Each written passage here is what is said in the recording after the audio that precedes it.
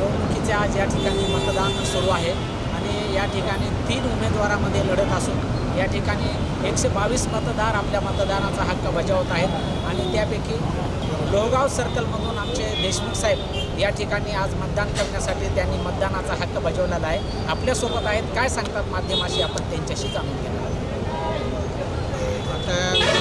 आता निवडणुकीमध्ये महायुती आघाडीची युती असल्यामुळं महाराष्ट्राचे उपमुख्यमंत्री एकनाथराव शिंदे, महाराष्ट्राचे मुख्यमंत्री देवेंद्र फडणवीस, या आमच्या पालकमंत्री सुरेशराव वरपुडकर आणि या महायुतीमध्ये या मतदानामध्ये सय्यदभाईचा विजय हे अटळ आहे आणि ते निवडून येणार. 22ला त्यांचा निकाल लागणार आहे आणि ह्या निवडणुकीमध्ये कामाची पावती सय्यदभाईने ह्या पाथरी विधानसभामध्ये असे बहुतेक कामं केलेले आहेत खेडापाडी.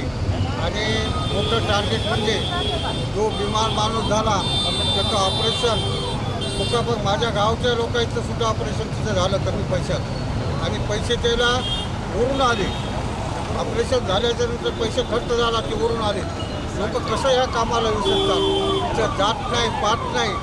जो काम करील पाथरी विधानसभामध्ये ते माणूस निवडून आल्याशिवाय कसं राहील. आम्ही त्यांच्या अभिनंदनाची वाट बघत आहेत. 22 तारखेला गुलाल त्यांच्या अंगावर निश्चित पडल्याशिवाय राहणार नाही असं मी ग्वाही देतो आणि माझे 2 शब्द संपवतो. जय हिंद, जय महाराष्ट्र. माजी जिल्हा परिषद अध्यक्ष सखाराम देशमुख साहेब यांनी आपल्या मतदानाचा हक्क, लोहगावकर यांनी आपल्या मतदानाचा हक्क बजावलेला आहे आणि महायुतीचे जे उमेदवार आहेत सईद खान, जात आणि पात न पाहता त्यांनी प्रत्येक नागरिकांचे या ठिकाणी सुखदुःखामध्ये सहभागी झालेले आहेत.